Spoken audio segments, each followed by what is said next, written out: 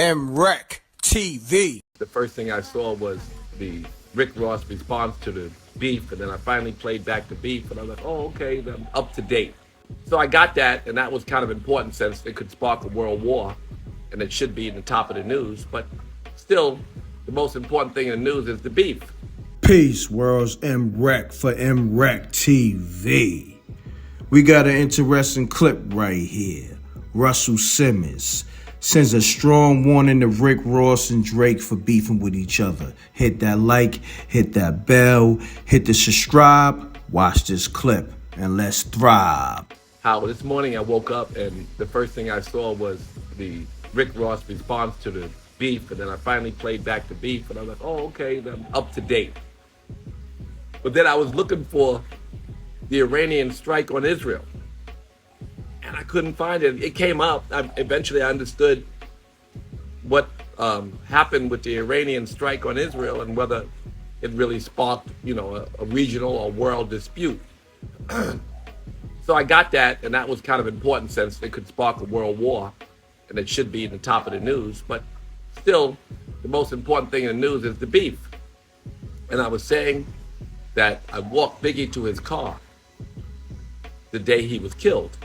And that experience was, I got home, then I got a phone call from Mike Concepcion. I was in LA, we went to that party that you've all read about. I walked him to his car. The only time I ever really hung out with him, And I walked into his car, I went home, and Mike Concepcion called me and told me he had been killed. The next day we had a meeting at Mr. Farrakhan's house. Not the next day I called and we set up a meeting, and we had a meeting where East and West came together at Mr. Farrakhan's house, and that kind of stopped the war. It's all documented, but it was a big deal because people were dying, right? And Biggie and 2Pac were dead, and rap beef escalated to that. A lot of other people died too, they're just not as famous. So here we are today, and there's rap beef, and it's the biggest thing in the news.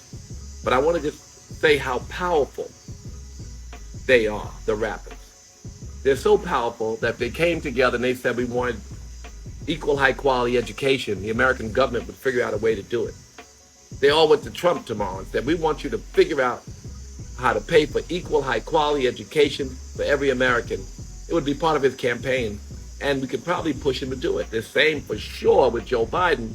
He's more likely to try.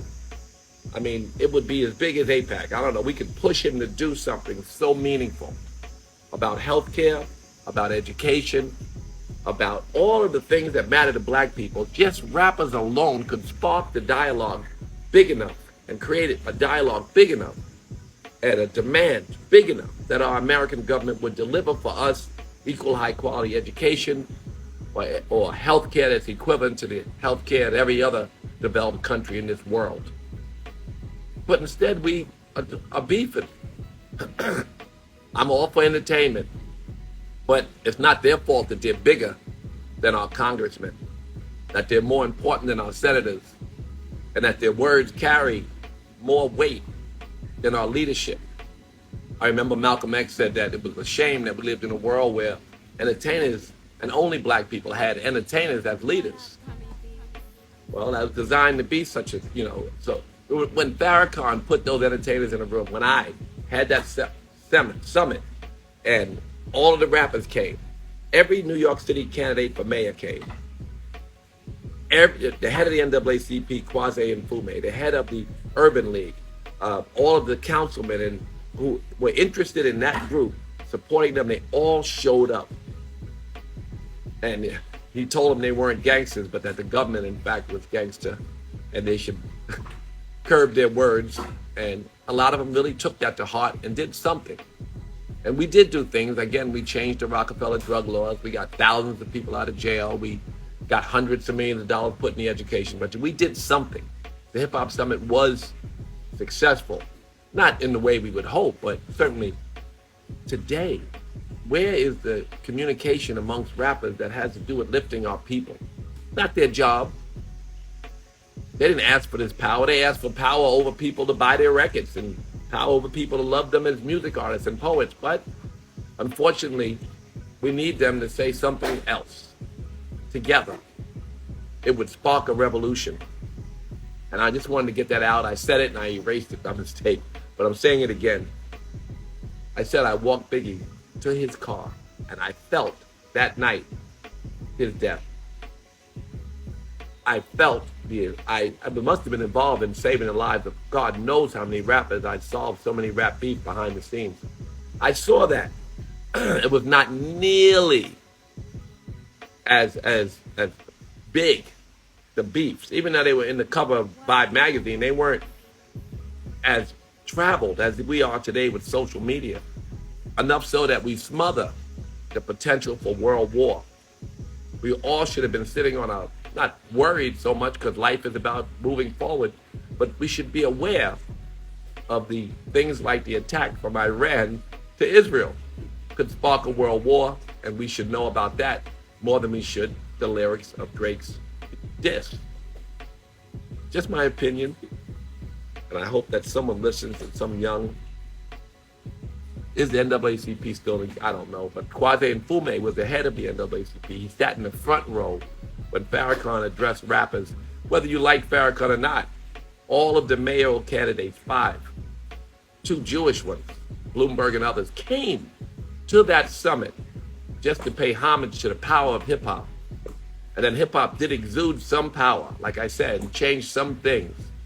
And they still have the power. In fact, their power is so pop, so mainstream, that they can do much more than they were able to do before. And I hope that someone, Birdman, one of the older statesmen who was still very involved, Jay-Z and Rock Nation, so many powerful hip-hop figures who are still in the game and still have relationships with across the board with hip-hop. Those people could really, if they wanted, create something, a vehicle where the power of hip-hop is harnessed and used in the way we tried to use it years ago. Don't let it get away. It's really, really useful to the black community because we need voices that will spur more voices that will create the revolutions to save us from, God knows, they're tearing apart whatever we built. Any affirmative action, any of the things that we fought for are being taken from us. Hip-hop could protect us and could also create new vehicles for the betterment of humanity. That's it. What about the Hip-Hop Caucus? I haven't been in touch with them, the Reverend who ran it, but he's not moving Drake. It's just when we had Jay-Z and Puffy and whoever else, what there was so many. Eminem people all showed up. Everybody showed up to see Farrakhan. And it was scary. The mainstream media was afraid.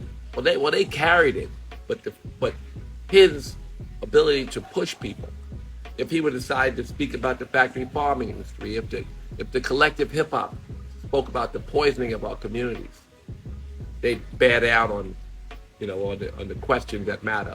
Why does, and I thought about this one, why does McDonald's have 19 ingredients in the American French fry and 3 oil, salt, and potato in the British one? Because the American government allows for such foolery to go on. Hip-hop could change the food we eat. Hip-hop could change the level of education we get. Hip-hop could change the level of healthcare we get. They can't do it alone. They can do it because they can create such a revolution amongst people that politicians would have no choice but to listen.